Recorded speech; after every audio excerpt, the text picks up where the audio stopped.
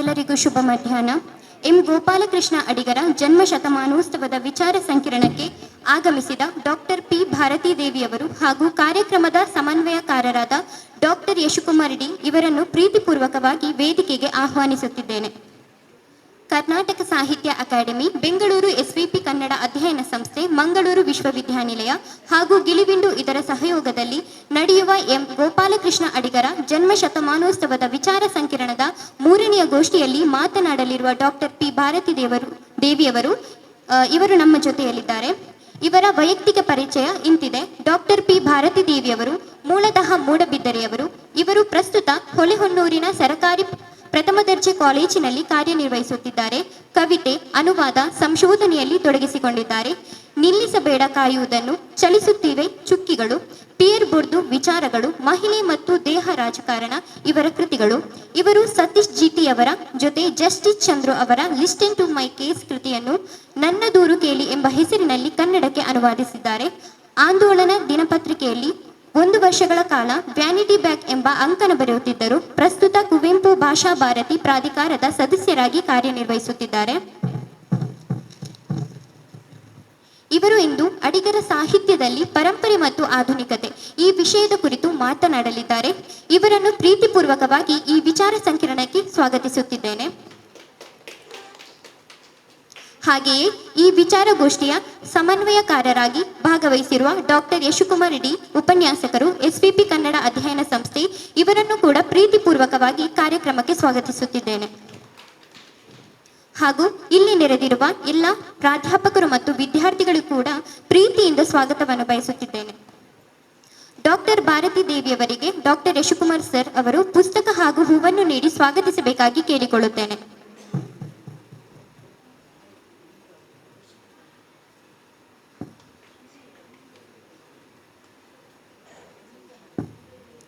ಇದೀಗ ಡಾಕ್ಟರ್ ಭಾರತೀ ದೇವಿಯವರ ಮಾತಿಗೆ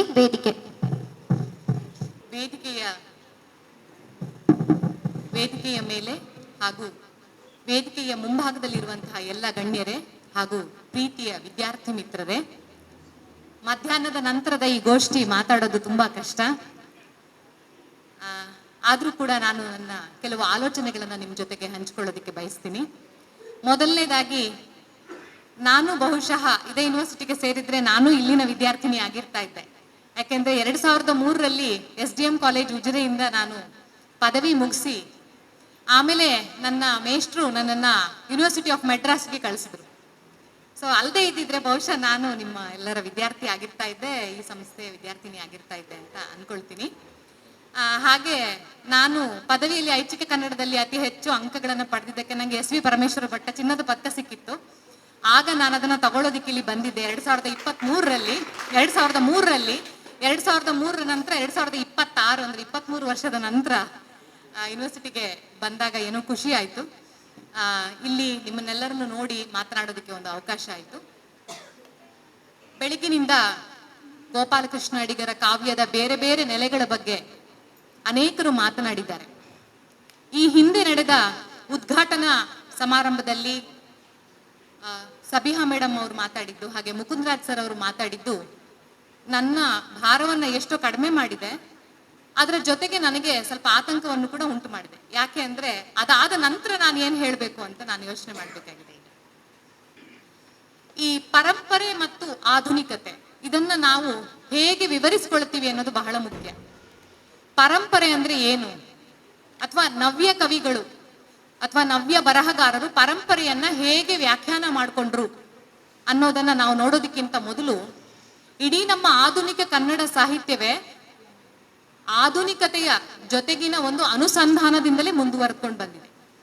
ಕನ್ನಡದಲ್ಲಿ ಮೊದಲು ಬಂದಂತಹ ಸಾಮಾಜಿಕ ಕಾದಂಬರಿ ಇಂದಿರಾಬಾಯಿ ಆಗಿರ್ಬೋದು, ಅಥವಾ ಸದ್ಗುಣಿ ಕೃಷ್ಣಾಬಾಯಿ ಅನ್ನುವಂಥ ಕಾದಂಬರಿ ಆಗಿರ್ಬೋದು, ಅಥವಾ ಕುವೆಂಪು ಅವರ ಮಲೆಗಳಲ್ಲಿ ಮದುಮಗಳು ಆಗಿರ್ಬೋದು, ಕಾನೂರು ಹೆಗ್ಗಡತಿ ಆಗಿರ್ಬೋದು, ಇವೆಲ್ಲವೂ ಕೂಡ, ಅಥವಾ ಕಾರಂತರ ಕಾದಂಬರಿಗಳೇ ಆಗಿರ್ಬೋದು, ಆಧುನಿಕತೆಯ ಜೊತೆಗೆ ಒಂದು ಅನುಸಂಧಾನ ಮಾಡ್ತಾ ಸಂವಾದ ಮಾಡ್ತಾ ಬೆಳೆದುಕೊಂಡು ಬಂದಿದೆ. ಸೊ ಆಧುನಿಕತೆಯನ್ನ ನಾವು ಹೇಗೆ ವ್ಯಾಖ್ಯಾನ ಮಾಡ್ಕೋತೀವಿ ಮತ್ತು ಆಧುನಿಕತೆಯ ಕುರಿತಾದ ನಮ್ಮ ನಿಲುವು ಏನು, ಎರಡನ್ನೂ ಕೂಡ ನಾವು ಚರ್ಚೆ ಮಾಡ್ತಾ ಬಂದಿದ್ದೀವಿ. ಈಗ ಹೆಣ್ಮಕ್ಳು ಬರೆದಿರುವಂಥ ಬರವಣಿಗೆನಲ್ಲಿ ಆಧುನಿಕತೆ ಅನ್ನೋದೊಂದು ಬಿಡುಗಡೆಯ ದಾರಿಯಾಗಿ ಕಾಣುತ್ತೆ. ಅಥವಾ ಒಂದು ತಳ ಸಮುದಾಯದಿಂದ ಬಂದಿರೋರ ಬರವಣಿಗೆಯಲ್ಲಿ ಆಧುನಿಕತೆ ಅನ್ನೋದೊಂದು ಬಿಡುಗಡೆಯಾಗಿ ಕಾಣುತ್ತೆ. ಅದೇ ಈ ನವ್ಯದಲ್ಲಿ ಅಡಿಗರ ಒಂದು ಪದ್ಯದಲ್ಲಿ ನೋಡೋದಾದ್ರೆ ಆಧುನಿಕತೆ ಅನ್ನೋದೊಂದು ವಿಕಾರವಾಗಿ ಕಾಣುತ್ತೆ. ಸೊ ಬೆಳಿಗ್ಗೆ ಶರ್ಮಾ ಸರ್ ಹೇಳಿದ್ದು ಮತ್ತೆ ಆಮೇಲೆ ಸಬಿಹಾ ಮೇಡಮ್ ಹೇಳಿದ ಮಾತನ್ನ ಜೋಡಿಸಿ ಮುಂದೆ ಹೇಳೋದಾದ್ರೆ ಆಧುನಿಕತೆಯನ್ನ ನಾವು ಹೇಗೆ ಪರ್ಸೀವ್ ಮಾಡ್ತೀವಿ ಅಂದ್ರೆ ನಮ್ಮ ಲೊಕೇಶನ್ ಯಾವುದು, ನಾವು ಎಲ್ಲಿ ನಿಂತು ಆಧುನಿಕತೆಯನ್ನು ನೋಡ್ತೀವಿ ಅನ್ನೋದು ಬಹಳ ಮುಖ್ಯ. ಮತ್ತು ಯಾರು ನವ್ಯದಲ್ಲಿ ನಮ್ಮ ಬರಹಗಾರರು ಏನಿದ್ದಾರೆ ಕನ್ನಡದಲ್ಲಿ, ಇವರ ಮೇಲೆ ಪ್ರಭಾವ ಬೀರಿದ್ದು ನಮ್ಗೆಲ್ರಿಗೂ ಗೊತ್ತಿರೋ ಹಾಗೆ ಅದು ಪಾಶ್ಚಾತ್ಯ ದೇಶಗಳ ಮಾಡರ್ನ್ ರೈಟರ್ಸ್. ಸೊ ಅವರು ಹೇಗೆ ಆಧುನಿಕತೆಯನ್ನ ಅರ್ಥ ಮಾಡ್ಕೊಂಡ್ರು, ಸಾಹಿತ್ಯದ ಕುರಿತಾದ ಅವರ ಯೋಚನೆಗಳು ಏನಿತ್ತು ಅಂತ ಅನ್ನೋದನ್ನ ನಾವು ತಿಳ್ಕೊಳ್ಳದೆ ಅಡಿಗರ ಪದ್ಯಗಳನ್ನಾಗ್ಲಿ ಅಥವಾ ರಾಮಚಂದ್ರ ಶರ್ಮರು, ಎ ಕೆ ರಾಮಾನುಜನ್ ಅವರ ಪದ್ಯಗಳನ್ನಾಗ್ಲಿ ಅರ್ಥ ಮಾಡ್ಕೊಳ್ಳೋದು ಸ್ವಲ್ಪ ಕಷ್ಟ ಆಗತ್ತೆ. ಅವರು ಅಡಿಗರು ಹೇಳ್ಕೊತಾರೆ ತಮ್ಮ ಬರವಣಿಗೆಯಲ್ಲಿ ಏನಂದ್ರೆ, ನಾನು ಎಲಿಯಟ್ ಅನ್ನ ಓದಿದ್ದೀನಿ, WH ಆಡೆನ್ ಅನ್ನ ಓದಿದ್ದೀನಿ ಅಂತ ನನ್ನನ್ನ ಅವರ ಪದ್ಯಗಳ ಅನುಕರಣೆ ಅಂತ ಹೇಳೋದನ್ನ ನಾನು ಒಪ್ಪೋದಿಲ್ಲ. ಪ್ರಭಾವ ಎಲ್ಲರ ಮೇಲೂ ಆಗೇ ಆಗುತ್ತೆ. ಆ ಪ್ರಭಾವವನ್ನ ಅರಗಿಸಿಕೊಂಡು ನಾವು ಹೇಗೆ ಬರೆದಿದ್ದೀವಿ ಅನ್ನೋದನ್ನ ನೋಡ್ಬೇಕಾಗತ್ತೆ ಅನ್ನೋ ಮಾತನ್ನ ಅವ್ರು ಹೇಳಿದ್ರು ಕೂಡ ಈ ಪ್ರಭಾವ ಇವ್ರ ಮೇಲೆ ಹೇಗೆ ಆಗಿದೆ ಅನ್ನೋದನ್ನ ಗುರುತಿಸಿದಾಗ ನಮಗೆ ಇವರು ಅವರ ಅಭಿವ್ಯಕ್ತಿಯಲ್ಲಿ ನಾನು ಇದೆಯಾ, ನಾವು ಇದೆಯಾ, ಸಾಹಿತ್ಯದ ಒಳಗಡೆ ಸಾಮಾಜಿಕತೆ ಇದೆಯಾ, ವೈಯಕ್ತಿಕತೆ ಇದೆಯಾ, ಇದು ಯಾಕೆ ಆಗಿದೆ ಅನ್ನೋದನ್ನ ನಾವು ಅರ್ಥ ಮಾಡ್ಕೊಳ್ಳೋದಕ್ಕೆ ಸಾಧ್ಯ ಆಗುತ್ತೆ. ಬಹುಶಃ ಈ ಸಾಹಿತ್ಯದ ಒಳಗಿರುವಂತಹ ಆ ಒಂದು ಏನು ಕರ್ತೃ ಅನ್ನೋದು ನಾನುನ ನಾವ, ಅಥವಾ ಸಾಹಿತ್ಯದ ಒಳಗಡೆ ಸಾಮಾಜಿಕತೆ ಇದೆಯಾ, ವೈಯಕ್ತಿಕತೆಯ ಇದೆಯಾ ಅನ್ನೋದೇ ರಾಜಕೀಯ ನಿಲುವಿಗೆ ಸಂಬಂಧಪಟ್ಟ ಹಾಗೆಯೂ ಕೂಡ ಅಥವಾ ಪರಂಪರೆಯ ಕುರಿತಾದ ಅವರ ಅಭಿಪ್ರಾಯಕ್ಕೆ ಸಂಬಂಧಪಟ್ಟು ಕೂಡ ಬಹಳ ಮುಖ್ಯವಾದ ಸಂಗತಿ ಅಂತ ನಾನು ಅನ್ಕೊಳ್ತೇನೆ. ನವ್ಯರಲ್ಲಿ ಪರಂಪರೆಯ ಕುರಿತಾಗಿ ಒಂದು ದೊಡ್ಡ ವಾಗ್ವಾದವನ್ನು ಶುರು ಮಾಡಿದವನು TS Eliot, tradition and individual talent ಅಂತ. ಅದರಲ್ಲಿ ಪರಂಪರೆಯನ್ನ ಅವನು ಅದೊಂದು ಜಡವಾದಂತಹ ಸಂಗತಿ, ಹಿಂದೆ ಆಗ ಮತ್ತೆ ಹೋಗೋದು ಬಿಬ್ಲಿಕಲ್ ರೆಫರೆನ್ಸ್ಗೆ, ಮತ್ತೆ ಹೋಗೋದು ಉಪನಿಷತ್ತಿಗೆ. ಹಾಗೆ ಸಾಮಾಜಿಕತೆಯ ಪ್ರಶ್ನೆ ಬಂದಾಗ್ಲೂ ಕೂಡ ಪಾಶ್ಚಾತ್ಯರಲ್ಲಿ ನವ್ಯರಲ್ಲಿ ಅವರು ಏನು ಪ್ರಾಕ್ಟಿಕಲ್ ಕ್ರಿಟಿಸಿಸಮ್ನ ಅವರು ಏನು ಪ್ರಾಕ್ಟೀಸ್ ಮಾಡ್ತಾರೆ. ಕ್ಲೋಸ್ ರೀಡಿಂಗು ಅಂದ್ರೆ ಒಂದು ಪಠ್ಯವನ್ನ ಅದರ ಚಾರಿತ್ರಿಕ ಮತ್ತು ಸಾಮಾಜಿಕ ಎಲ್ಲ ಹಿನ್ನೆಲೆಯಿಂದ ಬದಿಗಿಟ್ಟು ಕರ್ತೃವನ್ನು ಕೂಡ ಪಕ್ಕಕ್ಕಿಟ್ಟು ಒಂದು ಕೃತಿಯನ್ನ ಒಂದು ಕೇವಲ ಭಾಷಿಕ ಪಠ್ಯವಾಗಿ ನೋಡೋದು ಹೇಗೆ ಅನ್ನುವಂಥ ಪ್ರಯೋಗಗಳನ್ನ ಅವರು ಅಲ್ಲಿ I A Richards principles of literary criticism ಅಲ್ಲಿ ಸೊ ಆ ನಂತರ ನಮ್ಮಲ್ಲಿ ಬೆಂಗಳೂರು ಯೂನಿವರ್ಸಿಟಿನಲ್ಲೂ ಕೂಡ ಅದನ್ನ ಪ್ರಯತ್ನ ಮಾಡ್ತಾರೆ. NS ಲಕ್ಷ್ಮೀನಾರಾಯಣ ಭಟ್ರು, GSS ಎಲ್ಲ ಪ್ರಾಯೋಗಿಕ ವಿಮರ್ಶೆ ಅಂತ ಬರುತ್ತೆ. ಸೊ ಹಾಗಾಗಿ ಈ ಒಂದು ಪ್ರಾಕ್ಟೀಸ್ ಇದೆಯಲ್ಲ, ಸಾಹಿತ್ಯವನ್ನ ಅದರ ಸಾಮಾಜಿಕ ಚಾರಿತ್ರಿಕ ಸಂದರ್ಭದಿಂದ ತೆಗೆದಿಟ್ಟು ನೋಡೋದಿದೆಯಲ್ಲ, ಇದನ್ನ ಅಪೊಲಿಟಿಕಲ್ ಅಂತ ಭಾವಿಸಲಾಗಿದೆ. ಆದ್ರೆ this itself is political thing. ಸಾಹಿತ್ಯವನ್ನ ಸಾಮಾಜಿಕತೆಯಿಂದ ಪ್ರತ್ಯೇಕಿಸಿ ನೋಡುವುದೇ ಒಂದು ಪೊಲಿಟಿಕಲ್ ಆದಂತ ಸಂಗತಿ, ಮತ್ತು ಅದು ಸಮಕಾಲೀನವಾದ ಸಂಗತಿಗಳ ಕಡೆಯಿಂದ ಮುಖವನ್ನ ಬೇರೆ ಕಡೆ ತಿರುಗಿಸೋದಕ್ಕೆ ಮಾಡುವ ಒಂದು ಹುನ್ನಾರವಾಗಿರುವ ಸಾಧ್ಯತೆಯೂ ಇದೆ. ಹಾಗಾಗಿ ನಾವು ಈ ಕಾವ್ಯವನ್ನ ಓದಿದಾಗ ಇದನ್ನು ಗಮನದಲ್ಲಿ ಇಟ್ಟುಕೊಳ್ಳುವಂತ ಅಗತ್ಯ ಇದೆ ಅಂತ ನಾನು ಭಾವಿಸ್ತೇನೆ. ಸೊ ಎಜ್ರಾ ಪೌಂಡ್ ಇರ್ಬೋದು, ಐಯರ್ ರಿಚರ್ಡ್ಸ್, FR ಲೂಯಿಸ್, ಹಾಗೆ TS ಎಲಿಯಟ್, WH ಆಡೆನ್, ಇವರೆಲ್ಲರ ಪ್ರಭಾವಗಳು ನವ್ಯ ಬರಹಗಾರರ ಮೇಲೆ ಆಗುತ್ತೆ. ಸೊ ಎಲಿಯಟ್ ಹೇಳ್ತಾನೆ, ಒಬ್ಬ ಕವಿಯನ್ನ ಒಂದಷ್ಟು ವರ್ಷ ಆತ ಬರೆದಾದ ಮೇಲೆ ಅಥವಾ ಕವಯಿತ್ರಿಯನ್ನ ಅಂತ ನಾವು ಸೇರಿಸಿ ಹೇಳೋದಾದ್ರೆ ಮತ್ತೆ ನಾವು ಓದ್ಬೇಕಾಗುತ್ತೆ. ಬಹುಶಃ ಒಂದು 100 ವರ್ಷಕ್ಕೊಮ್ಮೆ 50 ವರ್ಷಕ್ಕೊಮ್ಮೆ ಮತ್ತೆ ರಿವಿಸಿಟ್ ಮಾಡುವಂತ ಅಗತ್ಯ ಇದೆ ಅಂತ. ಬಹುಶಃ ಆ ಸಬಿಹಾ ಮೇಡಮ್ ಹೇಳಿದ ಹಾಗೆ ಈಗ 100 ವರ್ಷ ಆದ್ಮೇಲೆ ನಾವಿವತ್ತು ಬಂದು ಒಂದು ದೂರದಲ್ಲಿ ನೋಡ್ತಾ ಇದೀವಿ. ನೋಡಿದಾಗ ಅಡಿಗರ ಕಾವ್ಯ ಹೇಗೆ ಪರಂಪರೆ ಮತ್ತು ಆಧುನಿಕತೆಯನ್ನು ಪರಿಭಾವಿಸಿದೆ ಅನ್ನೋದು ಬಹಳ ಮುಖ್ಯ ಅಂತ ನನಗೆ ಅನಿಸ್ತದೆ. ನಾನು ಅಡಿಗರ ಕಾವ್ಯಕ್ಕೆ ಪ್ರವೇಶ ಪಡೆದಿದ್ದು ನಮ್ಗೆಲ್ರಿಗೂ ಗೊತ್ತಿರೋ ಹಾಗೆ ನಾವೆಲ್ಲರೂ ಬಹುತೇಕರು ಕಟ್ಟುವೆವು ನಾವು ಹೊಸ ನಾಡೊಂದನು, ನಾವು ನಾಟಕದಲ್ಲೆಲ್ಲ ಅದನ್ನ ಹಾಡ್ತಿದ್ವಿ. ನಾವೆಲ್ಲರೂ ಒಂದೇ ಜಾತಿ, ಒಂದೇ ಮತ, ಒಂದೇ ಕುಲ, ನಾವು ಮನುಜರು. ಅದ್ರ ರೆಟ್ರಿಕ್ಸ್ ತುಂಬಾ ಇಷ್ಟ ಆಗಿತ್ತು ನಮ್ಗೆ. ಆದ್ರೆ ನಂತರ ನಾವೆಲ್ಲರೂ ಕೂಡ ಅಂದ್ರೆ ಅಡಿಗರ ಕೊನೆಯ ಸಂಕಲನ ಅವರು ಮರಣೋತ್ತರವಾಗಿ 93 ಬರುತ್ತೆ. ಅದಕ್ಕಿಂತ ಹಿಂದಿದ್ದು 87 ಅಲ್ಲಿ, ನಾವು 83 ಹುಟ್ಟಿದ್ದು. ಬಹುಶಃ ನಾವು ಓದು ಬರಹ ಕಲಿತ ಕಾಲಕ್ಕೆ ಲಂಕೇಶ್ ಪತ್ರಿಕೆ ಬಂದಿತ್ತು. ಸೊ ನಾವು ಲಂಕೇಶ್ ಪತ್ರಿಕೆ ನಂತರದ ಜನರೇಷನ್ ಅಂತ ಹೇಳ್ಬೋದು. ಸೊ ಹಾಗಾಗಿ ನಮಗೆ ಅಡಿಗರನ್ನ ಓದ್ಬೇಕಾದ್ರೆ ಈ ಹಿಂದೆ ಮಾತಾಡಿದವ್ರು ಹೇಳಿದ್ರಲ್ಲ, ಕ್ಲಾಸ್ ರೂಮ್ ಅಲ್ಲಿ ನಮ್ಗೆ ಅಡಿಗರ ಬಗ್ಗೆ ಬಹಳ ಉತ್ಸಾಹದಿಂದ ಆವೇಶದಿಂದ ಪಾಠ ಮಾಡ್ತಾ ಇದ್ರು ಅಂತ, ಆ ಹಂತವನ್ನ ನಮ್ಗೆ ಇರ್ಲಿಲ್ಲ. ಯಾಕಂದ್ರೆ ಆಗ್ಲೇ ಲಂಕೇಶ್ ಪತ್ರಿಕೆ ಬಂದು ಅನೇಕ ಸಾಮಾಜಿಕ ಪ್ರಶ್ನೆಗಳನ್ನ ಹಾಕ್ತಾ ನಮಗೂ ಕೂಡ ನಮ್ಮ ಒಂದು ಕಣ್ಣೋಟದೊಳಗಡೆನೆ ಅಂತ ಪ್ರಶ್ನೆಯನ್ನ ಹಾಕ್ಬಿಟ್ಟಿತ್ತು. ಅದ್ರ ಜೊತೆಗೆ ದಲಿತ ಬಂಡಾಯ ಸಾಹಿತ್ಯ ಇತ್ತಿರೋ ಪ್ರಶ್ನೆಗಳು ನಮ್ಮ ಮುಂದೆ ಇತ್ತು. ಹಾಗಾಗಿ ನಾವೇನು ಮೆಸ್ಮರೈಸ್ ಆಗಿ ಆ ಪದ್ಯವನ್ನು ಓದಿಲ್ಲ.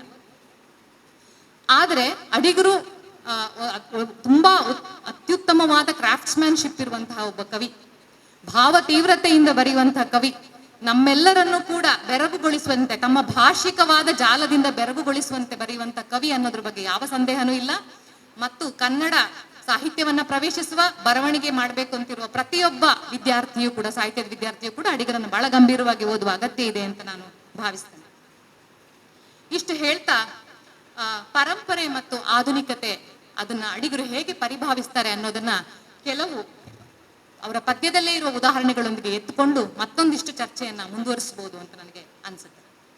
ಸೊ ಪರಂಪರೆ ಅಂತ ಅನ್ನುವಂಥದ್ದು ಅದು ಜೀವಂತವಾಗಿರೋದು, ಅದು ಜಡವಾದದ್ದಲ್ಲ ಅಥವಾ ಆಗಿ ಹೋಗಿರುವಂಥದ್ದಲ್ಲ. ಇವತ್ತು ನಾವು ವರ್ತಮಾನದಲ್ಲಿ ಅದನ್ನ ಜೀವಂತವಾಗಿರಿಸಿಕೊಂಡು ಮತ್ತೆ ಮತ್ತೆ ನಾವು ಅದನ್ನ ಅದ್ರ ಜೊತೆಗೆ ನಾವು ಮಾತಾಡ್ತಾ ಇರ್ತೀವಿ, ಅನುಸಂಧಾನ ಮಾಡ್ತಾ ಇರ್ತೀವಿ ಅಂತ ಅನ್ಕೊಂಡು ನಾವು ಪರಂಪರೆಯನ್ನ ನಾವು ಅರ್ಥ ಮಾಡ್ಕೋತಾ ಇರ್ತೀವಿ. ಮತ್ತು ಆಧುನಿಕತೆ ಅನ್ನೋದು ಪ್ರತಿ ಕ್ಷಣಕ್ಕೂ ಕೂಡ ಆಗ್ತಾ ಇರುವಂತ ಸಂಗತಿ ಅದು. ಸೊ ಅಡಿಗರು ಬರಿತಾ ಇರುವಂತಹ ಒಂದು ರಾಜಕೀಯವಾದ, ಸಾಮಾಜಿಕವಾದ ಕಾಲಘಟ್ಟ ಯಾವುದು ಅಂತ ನಾವು ಅರ್ಥ ಮಾಡ್ಕೊಳ್ತೇನೆ ಆಧುನಿಕತೆ ಮತ್ತು ಪರಂಪರೆಯ ಜೊತೆಗಿನ ಅವರ ಒಂದು ಏನು ಸಂಬಂಧ ಇದೆ ಅದನ್ನ ನಾವು ಅರ್ಥ ಮಾಡ್ಕೊಳ್ಳೋಕೆ ಸಾಧ್ಯ ಇಲ್ಲ. ಸೊ 1946ರಲ್ಲಿ ಅವರ ಮೊದಲನೇ ಸಂಕಲನ ಬರುತ್ತೆ. ಅದರಲ್ಲಿ ಅವರು 37ರಿಂದ ಬರೆದಿರೋ ಕವಿತೆಗಳು ಕೂಡ ಸೇರ್ಕೊಂಡಿದ್ದಾವೆ. ಸ್ವಾತಂತ್ರ್ಯ ಹೋರಾಟ ತೀವ್ರವಾಗಿ ನಡೀತಾ ಇದ್ದಂತ ಕಾಲ. ರಾಜಪ್ರಭುತ್ವ ಹೋದ್ಮೇಲೆ ನಮ್ಮನ್ನ ಹೇಗೆ ನಾವು ಆಳ್ಕೋಬೇಕು ಅಂತ ಯೋಚನೆ ಮಾಡಿದಾಗ ಪ್ರಜಾಪ್ರಭುತ್ವ ಬೇಕು ಅನ್ನುವಂತ ಯೋಚನೆ ನಮ್ಮಲ್ಲಿ ಬಂದ ಕಾಲ. ಮತ್ತು ಉದಾರವಾದಿ ಚಿಂತನೆಗಳು ನಮ್ಮ ಜೊತೆಗೆ ನಮ್ಮಲ್ಲಿ ಅದು ಪಸರಿಸಿದ್ದ ಕಾಲ.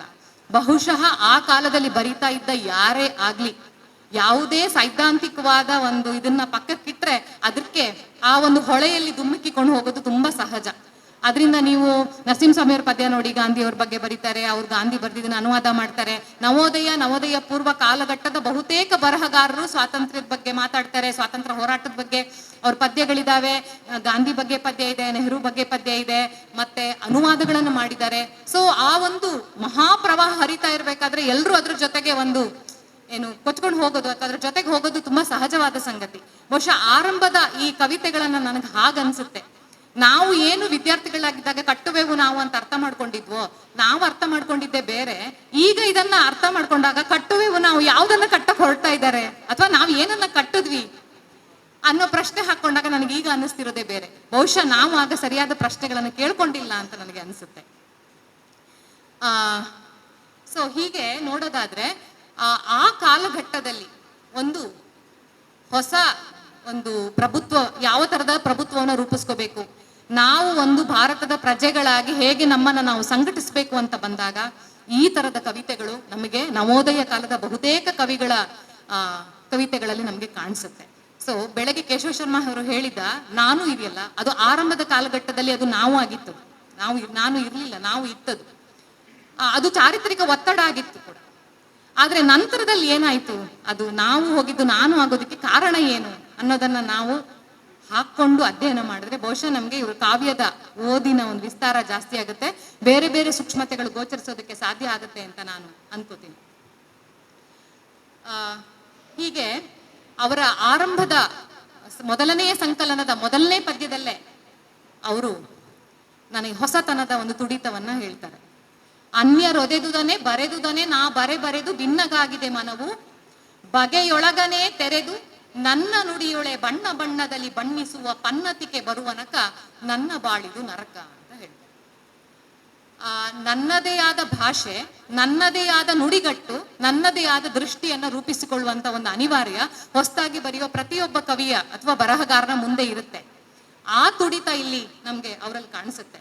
ಸೊ ಇಲ್ಲಿ ನೋಡಿ, ಇಂಟ್ರೆಸ್ಟಿಂಗ್ ಆಗಿರೋ ಸಂಗತಿ ಏನಂದ್ರೆ, ಅವರ ಪೊಯಿಟ್ರಿ ಕಲೆಕ್ಷನ್ಗಳಲ್ಲಿ ಆರಂಭದಲ್ಲಿ ನಮ್ಗೆ ಹೊಸ, ನವ ಈ ತರದ ಪದಗಳು ಬರುತ್ತೆ ಹೊಸತನವನ್ನು ಹೇಳಕ್ಕೆ.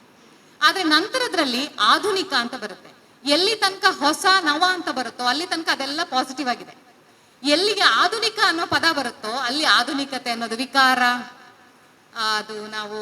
ಅದು ಒಂದು ಏನು ಪಾಶ್ಚಾತ್ಯದ ಜಂಜಾವಾತ, ಫರಂಗಿ ರೋಗ, ಈ ತರ ನೆಗೆಟಿವ್ ಆಗಿರೋ ಸಂಗತಿಗಳು ಕಾಣಿಸ್ಕೊಳ್ತವೆ. ಸೊ ಸೊ ಹೊಸ ಹಾದಿ ಅಂತ ಒಂದು ಪದ್ಯ ಇದೆ, ಅದರಲ್ಲೂ ಹಾಗೆ. ಹಳೆ ಹಾದಿ ನಡೆಗಲಿವವರೆಗೆಮಗೆ ಸಾಕು, ಬಲಿಯುವುದಕ್ಕೆ ನಲಿಯುವುದಕ್ಕೆ ಹೊಸ ಹಾದಿ ಬೇಕು. ಹೊಸ ಹಾದಿಯನ್ನು ಹಿಡಿದು ನಡೆಯಯ್ಯ ಮುಂದೆ, ಹೊಸ ಜೀವ ಹೊಸ ಭಾವ ಹೊಸ ವೇಗದಿಂದೆ ಅಂತ ಹೇಳ್ತಾನೆ. ಹಾಗಾದ್ರೆ ಹಳೆಯದು ಹೇಗಿದೆ? ಅದು ಹಳೆಯದರ ಜೊತೆಗೆ ನಮ್ಮ ಸಂಬಂಧ ಏನು ಅಂತ ನೋಡಿದ್ರೆ, ಅದು ಅಳುವ ಕೆಸರೊಳು ಹುಗಿದ ಹಳೆದಾಳ ಕೊಳೆ ಹೆಣದ ತಲೆಯಿಂದಲೇ ಚಿಮ್ಮುವಿ ಬೆಳಕಿದೇನು ಅಂತ ಹೇಳ್ತಾರೆ. ಅಂದ್ರೆ ಅದು ಕೊಳೆ ಹೆಣ, ಹಳೇದು ಅನ್ನೋದು ಕೊಳಿತಾ ಇದೆ, ಹಾಗಾಗಿ ಅದನ್ನ ಬಿಟ್ಟು ನಾವು ಹೊಸ ದಾರಿಯಲ್ಲಿ ನಡೆಯುವ ಅಗತ್ಯ ಇದೆ ಅಂತ ಹೇಳಿರುವ ಅಡಿಗರೆ ನಂತರದಲ್ಲಿ ಬಗೆಯಬೇಕು, ಈ ಕೆಸರನ್ನ ತೆಗೆದು ಭೂತ ಕವಿತೆಯಲ್ಲಿ ಚಿನ್ನದ ಗೆರೆಯನ್ನ ತೆಗಿಬೇಕು ಅಂತ ಹೇಳ್ತಾರೆ. ಈ ಒಂದು ಶಿಫ್ಟ್ ಅನ್ನ ನಾವು ಗಮನಿಸ್ಬೇಕು. ಏನಿರಬಹುದು ಅನ್ನೋ ಪದ್ಯದಲ್ಲಿ ಅವ್ರು ಹೇಳ್ತಾರೆ, ಮುಳುಗಬೇಕು ಮುಳುಗಬೇಕು ತಳವು ಕಾಣುವನ್ನ ಮುಳುಗಿದ ಒಡವೆ ದೊರೆಯುವನ್ನ. ತಳವು ಕಾಣುವನ್ನ ಮುಳುಗಿದ ಒಡವೆ ದೊರೆಯುವನ್ನ ಅಂತ ಹೇಳ್ತಾರೆ. ಸೊ ಯಾವುದನ್ನ, ಅದು ಕೊಳೆತು ಹೋಗಿರುವಂತ ಸಂಗತಿ, ಹೊಸದನ್ನ ಕಾಣ್ಬೇಕು, ಹೊಸ ಬಾಳಿಗೆ ಹೋಗ್ಬೇಕು ಅಂತ ಹೇಳ್ತಾ ಇದ್ದಂತ ಅಡಿಗರು ಆಮೇಲೆ ಇಲ್ಲ, ಆ ಒಂದು ಕೆಸರನ್ನ ತೆಗೆದು ಅದರೊಳಗಿರುವ ಚಿನ್ನದ ಗೆರೆಯನ್ನ ನಾವು ಹೊರಗೆ ತೆಗೆದು ನಾವು ಅದನ್ನ ಶೋಧಿಸಿಕೊಂಡು ಮುಂದೆ ಹೋಗ್ಬೇಕು ಅನ್ನೋ ಮಾತುಗಳನ್ನು ಹೇಳ್ತಾರೆ. ಇದನ್ನ ನಾವು ಪರಿಶೀಲಿಸಬೇಕಾದ ಅಗತ್ಯ ಇದೆ. ಮತ್ತು ಹಳೆಯದು ಅಂತ ಅನ್ನೋದು ಬೇರೆ ಬೇರೆ ರೀತಿಯಲ್ಲಿ ನಮ್ಮ ಎದುರಿಗೆ ಬರುತ್ತೆ. ನನಗೆ ಇಲ್ಲಿ ಗೊತ್ತಿಲ್ಲ, ನನ್ನ ಓದಿನ ಮಿತಿಯೋ ಗೊತ್ತಿಲ್ಲ, ನನಗೆ ಹಳೆಯದು ಹೊಸದು ಮತ್ತು ಹಳೆಯದನ್ನ ಶೋಧಿಸೋದು ಮತ್ತು ನೆನಪುಗಳು ಇವೆಲ್ಲದರ ನಡುವೆ ಒಂದು ವೈರುಧ್ಯದ ಸಂಬಂಧ ಇದೆ ಅಂತ. ಒಂದು ಸರ್ತಿ ಅವರು ಅದು ಬೇಕು ಅಂತಿರ್ತಾರೆ, ಒಂದ್ ಸರ್ತಿ ಅದು ನಿರಾಕರಿಸಬೇಕಾದ ಸಂಗತಿ ಅಂತ ಹೇಳ್ತಾರೆ. ಸೊ ಅವ್ರು ನಿರಾಕರಿಸ್ಬೇಕು ಅಂತ ಹೇಳೋದು ಯಾವ್ದನ್ನ, ಮತ್ತೆ ಬೇಕು ನಾವು ತೆಗೆಯೋದು ಅಂತ ಹೇಳೋದು ಯಾವ್ದನ್ನ ಅನ್ನೋದನ್ನ ನಾವು ಹುಡುಕೋದು ಬಹಳ ಮುಖ್ಯ ಅಂತ ಅನ್ಸುತ್ತೆ. ಸೊ ಗತದ ಜೊತೆಗಿನ ನಮ್ಮ ಸಂಬಂಧ ಅನ್ನೋದು ಅದು ನೆನಪುಗಳ ರೂಪದಲ್ಲೂ ಕೂಡ ಇರುತ್ತೆ. ಬಹುಶಃ ಅಡಿಗರ ಕಾವ್ಯದಲ್ಲಿ ನೆನಪು ಮತ್ತು ಮರೆವು ಅಂತ ಏನಾದ್ರೂ ನಾವು ಅಧ್ಯಯನ ಮಾಡೋದಾದ್ರೆ ಬಹಳ ಬ್ಯೂಟಿಫುಲ್ ಆಗಿ ಬೇಕಾದಷ್ಟು ವಿಷಯ ಇದೆ ಅದರಲ್ಲಿ. ಅದು ಹೇಗೆ ಯಾವುದನ್ನ ಅವ್ರು ನೆನಪಿಸ್ಕೋತಾರೆ, ಯಾವುದನ್ನ ಮರೀತಾರೆ, ಸೊ ಮರ್ತಿದ್ದನ್ನು ಮತ್ತೆ ನೆನಪಿಸ್ಕೊಂಡು ಎಲ್ಲಿಗೆ ಹಿಂದೆ ಹೋಗ್ತಾರೆ, ಈ ತರ ತುಂಬಾ ಕವಿತೆಗಳು ನಮ್ಗೆ ಕಾಣಿಸುತ್ತೆ. ಸೊ ಅಳಿಯಲಾರದ ನೆನಹು ಅಂತ ಒಂದು ಪದ್ಯ ಇದೆ. ಗಳಿಗೆಗೆ ಬಾಳುವೆಯ ದಾರಿಯನ್ನು ತಡೆದು ಸೆಳೆದ ಪುದು ಭೂತದೆಡೆಗಿಂದು ಅಂತ. ನಮ್ಮ ನೆನಪು ಇದೆಯಲ್ಲ, ನಮ್ಮ ಬದುಕಿನ ದಾರಿಯನ್ನ ಮತ್ತೆ ಭೂತದ ಕಡೆಗೆ, ಅಂದ್ರೆ ಹಿಂದೆ ಗತದ ಕಡೆಗೆ ಸೆಳಿತಾ ಇದೆ ಅಂತ ಹೇಳ್ತಾರೆ. ತಿರುಗು ಹಿಂದಕ್ಕೆ ಎಂದು ತಿವಿಯುತ್ತಿಹುದು ಅಲ್ಲಿನ ನೆನಪೊಂದೆ, ಇಲ್ಲಿ ನೀ ಬಾಳುವೆಯ ಬಳ್ಳಿಗಾಧಾರವೇನೆ ನಿಂತಿರುವುದು ಅಂತ. ನಡೆದು ಬಂದ ದಾರಿಯ ಕಡೆಗೆ ತಿರುಗಿ ನೋಡಬೇಡ ಅಂತ ಹೇಳಿದಂತ ಅಡಿಗರು, ತಿರುಗು ಹಿಂದಕ್ಕೆ ಎಂದು ತಿವಿಯುತ್ತಿಹುದು ಅಲ್ಲಿನ ನೆನಪೊಂದೆ, ಇಲ್ಲಿ ನೀ ಬಾಳುವೆಯ ಬಳ್ಳಿಗಾಧಾರವೇನೆ ನಿಂತಿರುವುದು. ಇಲ್ಲಿಯ ಬಾಳುವೆಯ ಬಳ್ಳಿಗೆ ಆಧಾರ ಗತದ ನೆನಪು ಅಂತ ಅವರು ಹೇಳ್ತಾರೆ. ಹಾಗೆ ಅವರ ಒಂದು ಪದ್ಯದಲ್ಲಿ ಒಂದು ಮೆಟಫರ್ ಬರುತ್ತೆ, ದೆಹಲಿ ದೀಪ ಅಂತ. ದೆಹಲಿ ದೀಪ ಅನ್ನೋದನ್ನ ನಾವು ದೆಹಲಿ ಅಂದ್ರೆ ಹೊಸ್ತಿಲಲ್ಲಿ ಇಡುವ ದೀಪ.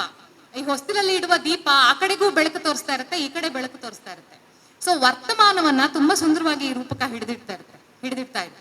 ಸೊ ವರ್ತಮಾನದಲ್ಲಿ ನಿಂತು ಭೂತವನ್ನ ಮತ್ತು ಭವಿಷ್ಯತ್ ಕಾಲವನ್ನ ಹೇಗೆ ನೋಡೋದು, ಅದು ನಮ್ಗೆ ಹೇಗೆ ಕಾಣಿಸ್ತಾ ಇರುತ್ತೆ, ಆ ಕಾಣಿಸ್ತಾ ಇರುವಂತ ಬೇರೆ ಬೇರೆ ರೂಪಗಳನ್ನ, ವೈಚಿತ್ರ್ಯಗಳನ್ನ ಅಡಿಗರು ತಮ್ಮ ಕಾವ್ಯದಲ್ಲಿ ತೋರಿಸ್ತಾ ಇರ್ತಾರೆ. ಸೊ ಹೀಗೆ ನೊಂದ ನುಡಿ ಅನ್ನುವ ಇನ್ನೊಂದು ಪದ್ಯದಲ್ಲಿ, ಹಿಂದಿನದು ಹಳತಾಗಿ ಕೊಳೆತು ನಾರುತ್ತಿದೆ, ಮುಂದಿನದು ಗಾಳಿ ಗೋಪುರದ ಮಾತು, ಇಂದಿನದು ಮುಂಬೆಳಗು ತೋರದಿರುಳಿನ ರೀತಿ, ಚಂದಿರನ ಹೊಳಹಿರದ ಕಾಳರಾತ್ರಿ. ಹಿಂದಿಂದು ಕೊಳೆತು ನಾರ್ತಾ ಇದೆ, ಮುಂದಿನದ್ದು ಗಾಳಿ ಗೋಪುರ, ಇವತ್ತು ತೋರದಿರುಳಿನ ರೀತಿ, ಇವತ್ತಿನ ಸ್ಥಿತಿ ನಮ್ಮದು ಹಾಗಿದೆ ಅಂತ ಒಂದ್ ಕಡೆ ಹೇಳ್ತಾರೆ. ಹೀಗೆ ದಿಕ್ಕುಗೆಟ್ಟು ಸಾಕ್ತಾ ಇರ್ಬೇಕಾದ್ರೆ ಹಿಂದೇನೂ ನಾವು ಆಸರೆಗೆ ತಗೊಳಕ್ಕಾಗಲ್ಲ, ಮುಂದೇನೂ ಆಸರೆಗೆ ತಗೊಳಕ್ಕಾಗಲ್ಲ. ಇದು ಒಬ್ಬ ತಾನೊಬ್ಬ ಏಕಾಂಗಿ ಅಂತ ಅನ್ಕೊಂಡು, ಯಾವ್ದು ಏಲಿಯನೇಷನ್ ಅಂತ ನಾವು ಹೇಳ್ತೀವಲ್ಲ, ಆ ಥರದಲ್ಲಿ ಒಂದು ಭಾವಿಸ್ತಾ ಇರುವಂತ ಒಂದು ವ್ಯಕ್ತಿಯ ತಲ್ಲಣ ಅದು ನಮ್ಗೆ ನವ್ಯ ಕಾವ್ಯದಲ್ಲಿ, ನವ್ಯ ಸಾಹಿತ್ಯದಲ್ಲಿ ಕಾಣುವಂಥದ್ದು. ಮುಂದೆ ಏನು ಅಂತ ಎ ಕೆ ರಾಮಾನುಜನ್ ಅವರ ಹಳದಿ ಮೀನು ಹೋದ್ರೆ ಗೊತ್ತಾಗುತ್ತೆ. ಅದರಲ್ಲಿ ಒಂದು ಊರಿಗೆ ಅವ್ರು ಬರ್ತಾರೆ, ಅಲ್ಲಿಂದ ತಪ್ಪಿಸ್ಕೋಬೇಕು ಅಂತ ನೋಡ್ತಾರೆ, ಎಲ್ಲಿ ಹೋದ್ರೂ ಬಂಡೆ, ಎಲ್ಲೂ ದಾರಿನೇ ಕಾಣಲ್ಲ ಅಂತ. ಸೊ ಒಬ್ಬ ವ್ಯಕ್ತಿ ದಿಕ್ಕುಗೆಟ್ಟ ಹಾಗೆ ಆಗುವಂತ ಸ್ಥಿತಿ ಇದೆಯಲ್ಲ, ಅದನ್ನ ಈ ಪದ್ಯ ತುಂಬಾ ಚೆನ್ನಾಗಿ ಹೇಳುತ್ತೆ. ಬಟ್ ಹೀಗೆ ಇರ್ಬೇಕಾದ್ರೂ ಕೂಡ ಅವರು ಅಡಿಗರನ್ನ ಅಥವಾ ಅಡಿಗರ ಜೊತೆ ಬರೆದ ಅನೇಕರನ್ನ ನವ್ಯ ಕವಿಗಳು ಅಂತ ಅದರ ಶುದ್ಧಾರ್ಥದಲ್ಲಿ ಪರಿಗಣಿಸಬೇಕೆ ಅನ್ನೋದು ಒಂದು ಪ್ರಶ್ನೆ ಇದೆ. ಎಚ್.ಎಂ. ಚೆನ್ನಯ್ಯ ಅವರು ತಮ್ಮ ಬರಹಗಳಲ್ಲಿ ಅದನ್ನ ಬಹಳ ದೀರ್ಘವಾಗಿ ಚರ್ಚೆ ಮಾಡಿದ್ದಾರೆ. ಸೊ ಪಾಶ್ಚಾತ್ಯರ ನವ್ಯನೇ ಬೇರೆ, ಕನ್ನಡದಲ್ಲಿ ಕಾಣಿಸ್ಕೊಂಡಂತ ನವ್ಯನೇ ಬೇರೆ ಅಂತ ಅವ್ರು ಹೇಳ್ತಾರೆ. ಪಾಶ್ಚಾತ್ಯರ ನವ್ಯ ಮಾಡರ್ನಿಸಂ ಏನಿದೆ ಅದು ಕೈಗಾರಿಕಾ ಕ್ರಾಂತಿಯ ನಂತರ ಯಾಂತ್ರೀಕೃತ ಸಮಾಜದಲ್ಲಿ ಮನುಷ್ಯರು ಹೇಗೆ ಒಬ್ಬರನ್ನೊಬ್ರು ಬೆಸೆದುಕೊಳ್ಳಕ್ಕಾಗದೆ ದ್ವೀಪಗಳ ತರ ಆಗ್ಬಿಟ್ಟಿದ್ದಾರೆ, ಹೇಗೆ ಎಲ್ಲ ಸಾಮಾಜಿಕ ಸಂಸ್ಥೆಗಳೆಲ್ಲ ಛಿದ್ರ ಆಗಿದೆ, ಎಲ್ಲವೂ ಒಂದಕ್ಕೊಂದು ಬೆಸೆದುಕೊಳ್ಳದ ಹಾಗೆ ಅಸಂಗತ ಆಗ್ಬಿಟ್ಟಿದೆ, ಆ ಕೆಯೋಸ್ ಹೇಗಿದೆ, ಅಸಂಗತತೆ ಹೇಗಿದೆ ಅನ್ನೋದು ಪಾಶ್ಚಾತ್ಯ ನವ್ಯ ಬರಹಗಳಲ್ಲಿ ಕಾಣಿಸ್ಕೊಂಡ್ರೆ, ಕನ್ನಡದಲ್ಲಿ ನವ್ಯದ ಒಂದು ವಕ್ತಾರರು ಅಂತ ಅನ್ಸ್ಕೊಂಡಿರೋ ಅಡಿಗರಲ್ಲಿ ಈ ತರದ ಒಂದು ದಿಕ್ಕೆಟ್ಟ ಸ್ಥಿತಿಯಲ್ಲಿ ಅವರು ಆಸರೆ ಪಡೆಯೋದು ಮತ್ತೆ ಸನಾತನಕ್ಕೆ ಹೋಗಿ. ಹಾಗಾಗಿ ಇದನ್ನ ನವ್ಯ ಅನ್ನೋ ಅರ್ಥದಲ್ಲಿ ಕರೆಯಕ್ಕೆ ಸಾಧ್ಯನಾ ಅನ್ನೋ ಪ್ರಶ್ನೆಯನ್ನು ಅವ್ರು ಹಾಕ್ತಾರೆ. ಈ ಕ್ರಾಂತಿ ಜಗತ್ತಲ್ಲಿ ಹೆಂಗೆಂಗ್ ಆಗ್ಬಹುದು, Karl Marx theory, Karl Marx ಈ ಕ್ಯಾಪಿಟಲಿಸ್ಟ್ ಸೊಸೈಟಿಯಲ್ಲಿ ಕ್ರಾಂತಿ ಹೇಗಾಗುತ್ತೆ ಅನ್ನೋ ಪ್ರಶ್ನೆಗಳನ್ನ ಹಾಕೊಂಡಾಗ ಅಲ್ಲಿ ಕ್ಯಾಪಿಟಲಿಸಂ ಒಂದು ಅತಿಗೋಗುತ್ತೆ, ಕಾರ್ಮಿಕರು ಸಂಕಟ ಪಡ್ತಾ ಇರ್ತಾರೆ, ಕಾರ್ಮಿಕರೆಲ್ಲ ಒಂದಾಗ್ತಾರೆ, ಒಂದಾಗಿ ಅವರು ಆ ಬಂಡವಾಳಶಾಹಿ ಸಮಾಜದ ವಿರುದ್ಧ ಒಂದು ಕ್ರಾಂತಿಯನ್ನ ಮಾಡಿದಾಗ ಒಂದು ಬದಲಾವಣೆ ಸಂಭವಿಸ್ತದೆ ಅನ್ನೋ, ನಾನು ತುಂಬಾ ಸರಳೀಕೃತಗೊಳಿಸಿ ಹೇಳ್ತಾ ಇದ್ದೀನಿ, ತುಂಬಾ ಸಂಕೀರ್ಣವಾದಂತ ಸಂಗತಿ. ಆದ್ರೆ ಇದೇ ಮಾರ್ಕ್ಸ್ ವಸಾಹತೋತ್ತರ ದೇಶಗಳಿಗೆ, ಅಂದ್ರೆ ಯಾವುದು ಪಾಶ್ಚಾತ್ಯ ವಸಾಹತುಗೆ ಒಳಪಟ್ಟ ದೇಶಗಳಿದಾವೋ ಆ ದೇಶಗಳಲ್ಲಿ ಇದೇ ತರದಲ್ಲಿ ಕ್ರಾಂತಿ ಆಗೋದಿಲ್ಲ ಅಂತ ಹೇಳ್ತಾನೆ. ಅಲ್ಲಿ ಕ್ರಾಂತಿ ಇಲ್ಲಿ ಪಾಶ್ಚಾತ್ಯ ದೇಶಗಳಲ್ಲಿ ಆಗೋ ರೀತಿಯಲ್ಲಿ ಕ್ರಾಂತಿ ಸಂಭವಿಸೋದಿಲ್ಲ, ಯಾಕಂದ್ರೆ ಅಲ್ಲಿ ಒಂದು ಊಳಿಗಮಾನ್ಯ ವ್ಯವಸ್ಥೆ ಇದೆ, ಶ್ರೇಣೀಕೃತ ವ್ಯವಸ್ಥೆ ಇದೆ. ಇಲ್ಲಿ ಮತ್ತೆ ಬರ್ಜಾಯ್ಸ್ ಕ್ಲಾಸ್ ಇದೆಯಲ್ಲ, ಅದು ಈ ರೈತರನ್ನ ಮತ್ತು ಕಾರ್ಮಿಕರನ್ನ ತಮ್ಮ ಅನುಕೂಲಕ್ಕಾಗಿ ಬಳಸ್ಕೊಳ್ತದೆ ಅಂತ ಏನು ಕಾರ್ಲ್ ಮಾರ್ಕ್ಸ್ ಹೇಳ್ತಾನಲ್ವಾ. ಸೊ ನಮ್ಮ ದೇಶದಲ್ಲಿ ಸ್ವಾತಂತ್ರ್ಯ ನಂತರದಲ್ಲಿ ಹಾಗೆ ಆಯ್ತಲ್ವಾ ಅಂತ ಅನ್ಸುತ್ತೆ. ಬಹುಶಃ ಗೊತ್ತಿಲ್ಲ, ಇದ್ರ ಬಗ್ಗೆ ಚರ್ಚೆ ಮಾಡ್ಬೋದು. ನನಗೆ ಅದನ್ನು ಓದಿದಾಗ ಹಾಗೆ ಅನಿಸ್ತು.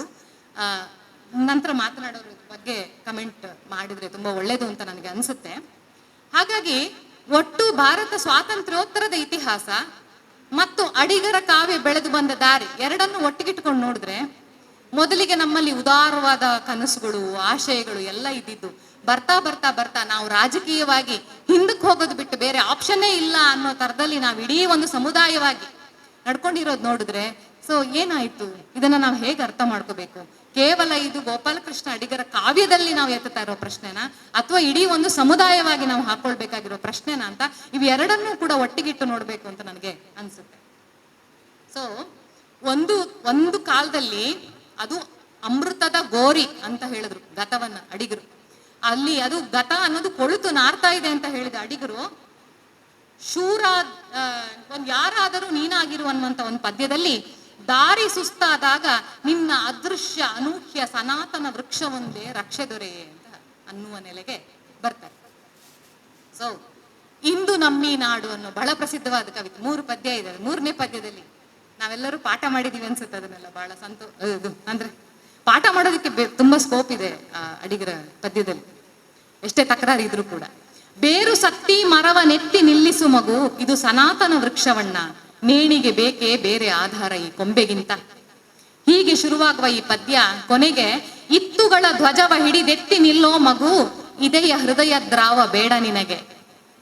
ಇತ್ತುಗಳ ಧ್ವಜವ ಹಿಡಿದೆತ್ತಿ ನಿಲ್ಲೋ ಮಗು, ಇದೆಯ ಹೃದಯ ದ್ರಾವ ಬೇಡ ನಿನಗೆ.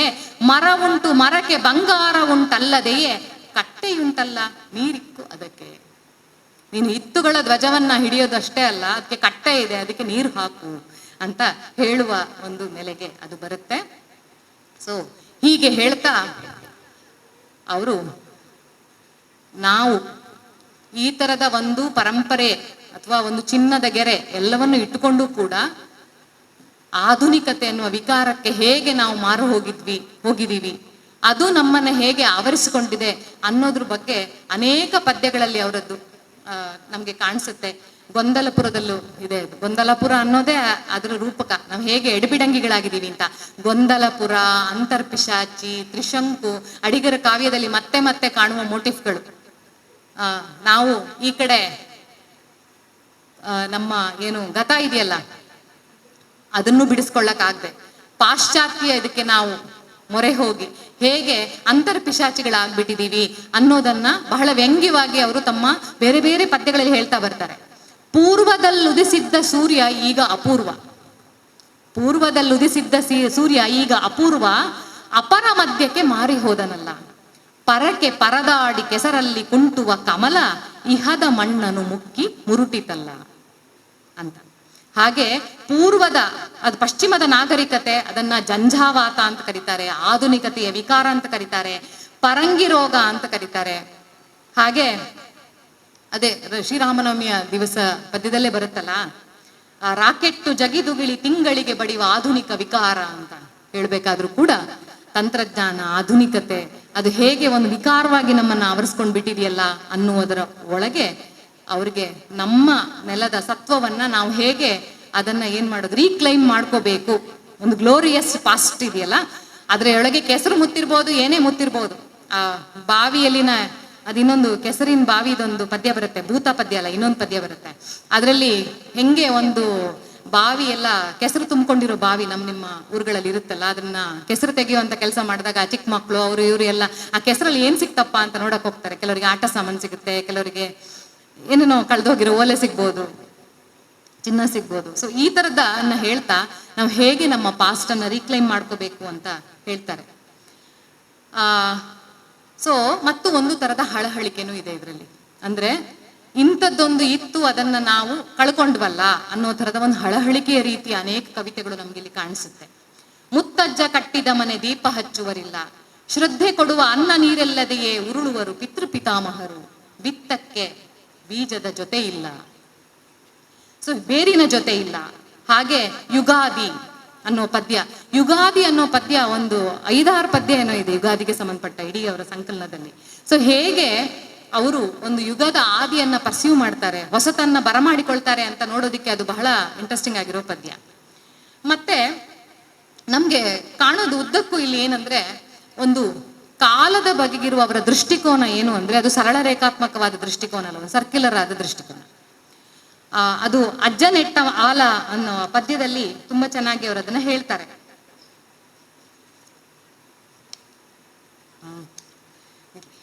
ಸೊ ಕಾಲದ ಬಗ್ಗೆ ಇರುವಂತಹ ಒಂದು ದೃಷ್ಟಿಕೋನ ಇದೆಯಲ್ಲ, ಅದೊಂದು ಸರ್ಕ್ಯುಲರ್ ಆಗಿರುವಂಥದ್ದು ಕಾಲ ಅಂತ ಹೇಳೋದು. ಹೇಗೆ ಆಲದ ಮರದಲ್ಲಿ ಬೇರು ನೆಲಕ್ಕೆ ಬಿಟ್ಟು ಮರ ಆಕಾಶಗಾಮಿ ಆಗಿರ್ತದೋ, ಮತ್ತೆ ಅದರ ಬೇರು ಮತ್ತೆ ಹೋಗಿ ಗಿಡ ಅದು ನೆಲವನ್ನ ಆತ್ಕೊಳ್ತದಲ್ಲ, ಆ ರೀತಿಯಲ್ಲಿ ಒಂದು ಕಡೆ ಯುಗ ಆದಿ ಅಂತ ಕರೆದಾಗ್ಲೂ ಕೂಡ ಯುಗಾದಿಯೂ ಒಂದೇ, ಯುಗಾಂತವೂ ಒಂದೇ, ಎರಡು ಬೇರೆ ಅಲ್ಲ. ಯುಗದ ಆದಿಯೇ ಯುಗಾಂತವೂ ಕೂಡ ಅನ್ನುವ ಕಲ್ಪನೆ ಇದೆಯಲ್ಲ, ಇದನ್ನೆಲ್ಲ ಅವತಾರ ಅನ್ನುವ ಕಲ್ಪನೆಗಳ ಜೊತೆಗೆಲ್ಲ ಸೇರಿಸಿದ್ರೆ, ಬೆಳಗ್ಗೆ ಹೇಳಿದ್ರಲ್ಲ ಅವತಾರದ ಕಲ್ಪನೆ, ಮತ್ತೆ ಅದೇ ಸಂಭವಾಮಿ. ಆ ತರದ ಒಂದು ಸರ್ಕ್ಯುಲರ್ ಆಗಿರುವ ಚಲನೆ ನಮ್ಗೆ ಇದರಲ್ಲಿ ಮತ್ತೆ ಮತ್ತೆ ಕಾಣಿಸ್ತಾ ಹೋಗುತ್ತೆ. ಹಾಗಾಗಿ ಬತ್ತಲಾರದ ಗಂಗೆಯಲ್ಲಿ ಹೇಳ್ತಾರೆ, ಹೊಸ ನೀರು ಬಂದರೂ ಅದೇ ಪುರಾತನದ ಅಮಲು, ಏನೇ ಒಂದು ಬದಲಾವಣೆ ಬಂದ್ರೂ ಕೂಡ ಅದು ಮತ್ತದೇ ಪುರಾತನದ ಅಮಲು ಅಲ್ಲಿ ನಮ್ಗೆ ಕಾಣಿಸುತ್ತೆ ಅನ್ನೋ ರೀತಿನಲ್ಲಿ ಅವರ ಕೆಲವು ಪದ್ಯಗಳಲ್ಲಿ ನಮ್ಗೆ ಕಾಣಿಸುತ್ತೆ. ಸೊ ಈ ನನಗೆ ಈ ವೈರುಧ್ಯವನ್ನ ನಾವು ಹೇಗೆ ಅರ್ಥ ಮಾಡ್ಕೊಳ್ಳೋದು ಅನ್ನೋದು ಪ್ರಶ್ನೆ. ಗೊತ್ತಿಲ್ಲ, ನನಗೆ ಹಾಕೊಂಡ ಪ್ರಶ್ನೆ, ನನಗೆ ಕಂಡುಕೊಂಡ ಉತ್ತರ ನಾನು ನಿಮ್ಮ ಜೊತೆಗೆ ಹಂಚ್ಕೊಳ್ಳೋದಕ್ಕೆ ಬಯಸ್ತೀನಿ. ಒಂದು ಕಡೆಯಲ್ಲಿ ಹೊಸ ಬಾಳು ಬೇಕು ಅಂತ ಬರೀತಾರೆ, ಹೊಸ ಹಾದಿ ಬೇಕು ಅಂತ ಬರೀತಾರೆ, ಕಟ್ಟುವೆವು ನಾವು ಹೊಸ ನಾಡು ಅಂತ ಬರೀತಾರೆ. ಇನ್ನೊಂದು ಕಡೆ ಆಧುನಿಕವಾದದ್ದೆಲ್ಲ ಈ ರೀತಿ ಅಂತ ಬರೀತಾರೆ, ಮತ್ತೆ ಹಳೆ ಇದನ್ನ ಹೋಗಿ ರೀಕ್ಲೇಮ್ ಮಾಡ್ಕೋಬೇಕು ಅಂತ ಬರೀತಾರೆ.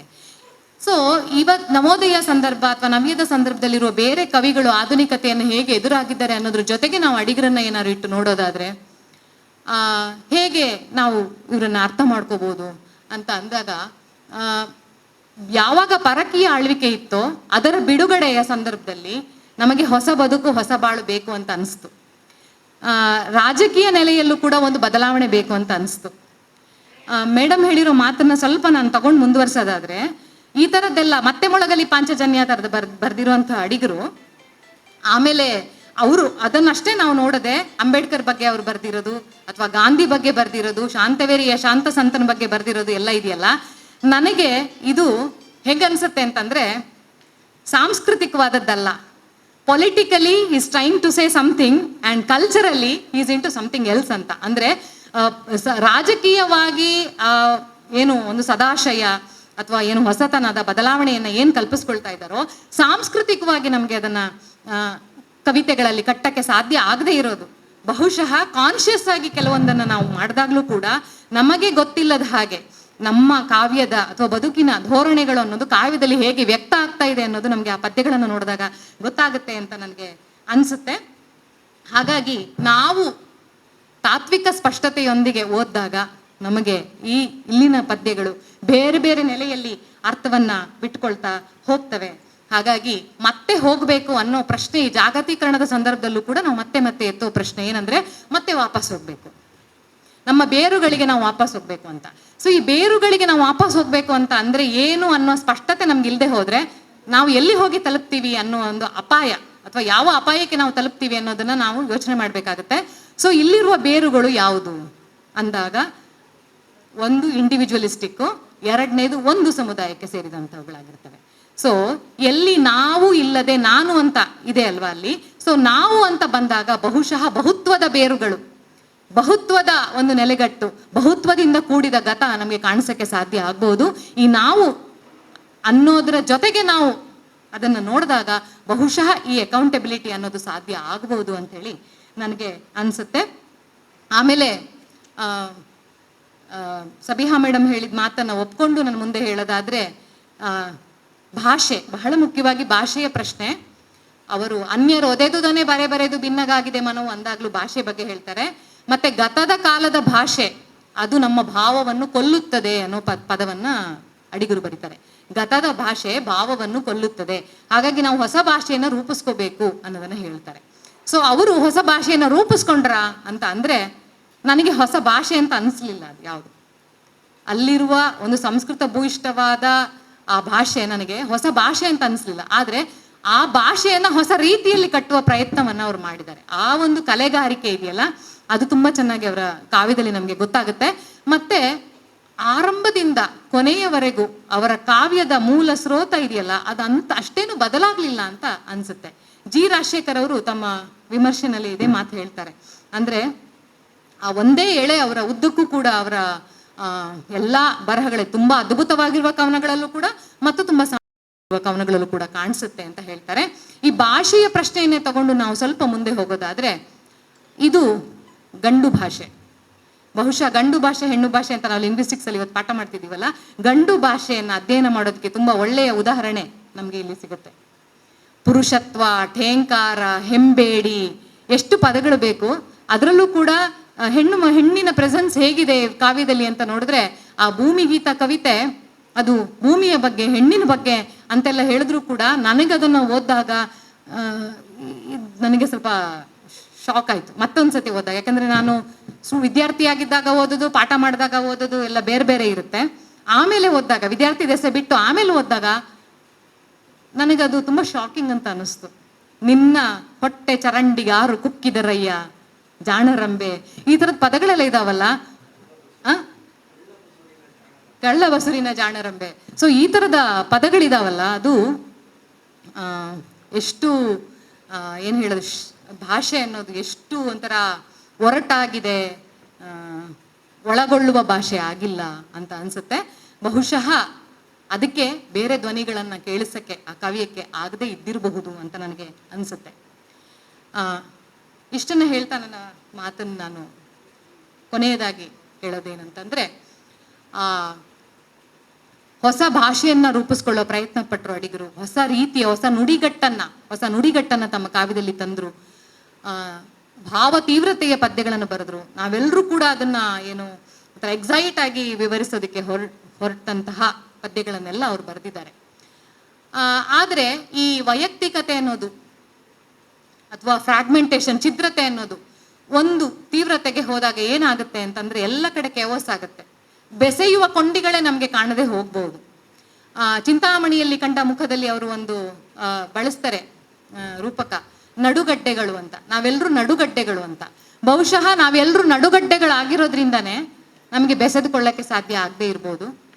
ಸೊ ಹಾಗಾಗಿ ಇದನ್ನ ನನಗೆ ಇದಕ್ಕೆ ಎದುರಾಗಿ ನಿಲ್ಲಿಸ್ಬೇಕಾದ್ರೆ ಇನ್ನೊಂದು ರೂಪಕ ನೆನಪಾಗುತ್ತೆ. ತಮಿಳ್ನಾಡಿನಲ್ಲಿ ಬಹಳ ಮಹತ್ವದ ಒಬ್ಬ ನಿರ್ದೇಶಕ ರಂಜಿತ್. ಅವರ ಸಿನಿಮಾ ನೀವು ಒಂದಷ್ಟು ನೋಡಿರ್ಬೋದು, ಇಲ್ಲಿ ನಕ್ಷತ್ರಂ ನಗರ್ಗಿರೋದು ಅಂತ, ಚಲಿಸುತ್ತಿವೆ ಚುಕ್ಕಿಗಳು ಅಂತ, ನಕ್ಷತ್ರಗಳು ಚಲಿಸ್ತಾ ಇದ್ದಾವೆ ಅಂತೇಳಿ. ಬಹುಶಃ ನಕ್ಷತ್ರಗಳು ಚಲಿಸ್ತವೆ, ನಡುಗಡ್ಡೆಗಳು ಚಲಿಸೋದಿಲ್ಲ, ಅಥವಾ ದೂರ ದೂರ ಇರ್ತವೆ, ಚಲಿಸೋದು ಬಹಳ ನಿಧಾನ. ಸೊ ಹಾಗಾಗಿ ಈ ನಡುಗಡ್ಡೆಗಳು, ನಾವು ಎಲ್ಲಿ ತನಕ ನಡುಗಡ್ಡೆಗಳಾಗ್ತೀವಿ, ಎಲ್ಲಿ ತನಕ ನಾವು ಕೂಪಮಂಡುಕಗಳಾಗ್ತೀವಿ, ಅಲ್ಲಿ ತನಕ ನಾವು ಬೆಸೆದುಕೊಳ್ಳಕ್ಕೆ ಸಾಧ್ಯ ಇಲ್ಲ. ಬಹುಶಃ ಆಧುನಿಕತೆಯ ಕುರಿತಾದ ನಮ್ಮ ದೃಷ್ಟಿಕೋನ ಮತ್ತು ಪರಂಪರೆಯ ಜೊತೆಗೆ ಬೆಸೆದುಕೊಳ್ಳುವ ರೀತಿಯನ್ನ ನಾವು ಹೇಗೆ ಮರು ನಿರ್ವಚಿಸ್ಕೊಳ್ಬಹುದು ಅಂತ ನಾವು ಯೋಚನೆ ಮಾಡಬೇಕಾಗತ್ತೆ ಅಂತ ಹೇಳ್ತಾ, ಇಷ್ಟು ಹೊತ್ತು ನನ್ನ ವಿಚಾರಗಳ ನಿಮ್ಮ ಜೊತೆ ಹಂಚಿಕೊಳ್ಳೋದಕ್ಕೆ ಅವಕಾಶ ಮಾಡಿಕೊಟ್ಟಂತಹ ಎಸ್ ವಿ ಪರಮೇಶ್ವರ ಭಟ್ ಕನ್ನಡ ಅಧ್ಯಯನ ಸಂಸ್ಥೆಯ ಮುಖ್ಯಸ್ಥರಾಗಿರುವ ಪ್ರೊಫೆಸರ್ ನಾಗಪ್ಪಗೌಡ ಸರ್ ಅವ್ರಿಗೂ, ಹಾಗೂ ಕರ್ನಾಟಕ ಸಾಹಿತ್ಯ ಅಕಾಡೆಮಿಯ ಜಯಪ್ರಕಾಶ್ ಶೆಟ್ಟಿ ಸರ್ ಅವ್ರಿಗೂ, ಮತ್ತು ಇಷ್ಟು ಹೊತ್ತು ನನ್ನ ಮಾತುಗಳನ್ನು ಕೇಳಿದ ನಿಮ್ಗೆಲ್ರಿಗೂ ವಂದಿಸಿ ನನ್ನ ಮಾತು ಮುಗಿಸ್ತೇನೆ. ನಮಸ್ಕಾರ. ಧನ್ಯವಾದಗಳು ಮ್ಯಾಮ್. ಇದೀಗ ಸಮನ್ವಯಕಾರರಾದ ಡಾಕ್ಟರ್ ಯಶಕುಮಾರ್ ಸರ್ ಇವರ ಮಾತಿಗೆ ವೇದಿಕೆ. ಎಲ್ಲರಿಗೂ ನಮಸ್ಕಾರ. ಒಂದು ಆತಂಕ ಮತ್ತು ಮುಜುಗರದಲ್ಲಿ ನನ್ನ ಕೆಲವು ಅಭಿಪ್ರಾಯಗಳನ್ನು ವ್ಯಕ್ತಪಡಿಸಬೇಕು ಅಂತ ನಾನು ಅಂದುಕೊಂಡಿದ್ದೇನೆ. ಒಂದು, ನಮಗೆ ಅಡಿಗರನ್ನು ಪಾಠ ಮಾಡಿದ ನಮ್ಮ ಗುರುಗಳು professor B Shivaram Shetty sir ಅವರು ಇದ್ದಾರೆ. ನನ್ನ ಪಾರಂಪರಿಕ ಪಳೆಯುಳಿಕೆಗಳು ಅಂದರೆ ಅವರ ತರಗತಿಯಲ್ಲಿ ಮಾಡಿದ ಟಿಪ್ಪಣಿಗಳು ಕೊನೆಗೂ ನನ್ನ ಕೈ ಸೇರಲಿಲ್ಲ. ಇಲ್ದಿದ್ರೆ ಒಂದು ಕೈ ನೋಡ್ಕೋಬೋದಿತ್ತು ಅಂತ ನಾನು ಅಂದ್ಕೊಂಡಿದ್ದೆ. ನಾನು ಈ ಚೌಕಟ್ಟನ್ನು ಮೀರಿ ಮಾತಾಡುವುದಿಲ್ಲ ಮತ್ತು ಮೇಡಮ್ ಮಾತಾಡಿದ ಯಾವ ಮಾತುಗಳಿಗೂ ಕೂಡ ಅವುಗಳಿಗೆ ಕಮೆಂಟ್ಸ್ ಇಲ್ಲ. ಹಾಗಾಗಿ ನೋ ಕಮೆಂಟ್ಸ್ ಅಂತ ತೇಲಿ ಹೋಗುವವನಲ್ಲ. ಆದರೆ ಸಮಯದ ಮಿತಿ ಮತ್ತು ಈ ಚೌಕಟ್ಟಿನ ಒಳಗೆ ಕೆಲವು ಸಂಗತಿಗಳನ್ನು ನಾನು ಮಾತಾಡಬೇಕು ಅಂತ ಅಂದ್ಕೊಂಡಿದ್ದೇನೆ. ಪುಣ್ಯಕ್ಕೆ ಸಬಿಹಾ ಮೇಡಮ್ ತೆರಳಿದರು. ಅವರ ಪ್ರೀತಿ ಮತ್ತು ಸಿಟ್ಟು ಎರಡಕ್ಕೂ ಸಮವಾಗಿ ಪಾಲುದಾರನಾದ ಏಕೈಕ ವ್ಯಕ್ತಿ ನಾನೇ. ಅವರಿಲ್ಲ ಎನ್ನುವ ಧೈರ್ಯದಿಂದ ನಾನು ಕೆಲವು ಮಾತುಗಳನ್ನು ಆಡಬೇಕು ಅಂತ ಅಂದುಕೊಂಡೆ. ಮೇಡಮ್ ಹೇಳಿದ ಹಾಗೆ ವಿದ್ಯಾರ್ಥಿಯಾಗಿದ್ದಾಗ ಅಡಿಗರನ್ನು ಓದಿದ್ದಕ್ಕೂ ಅಥವಾ ನೋಡಿದ್ದಕ್ಕೂ, ಈಗ ನಾವು ಬೇರೆ ಬೇರೆ ಕಾರಣಗಳಿಗಾಗಿ ಓದಿಕೊಂಡಾಗ ಕೆಲವು ಸಂಗತಿಗಳು ನನ್ನ ಮಿತಿಯ ಒಳಗೆ ನಾನು ಭಾವಿಸಿಕೊಂಡದ್ದು ಹೀಗಿದೆ. ನವ್ಯ ಅದರ ಇಡೀ ಮನೋಧರ್ಮದ ಆರಂಭ ಅನಿಸುವುದೇ ಅಡಿಗರಿಂದ.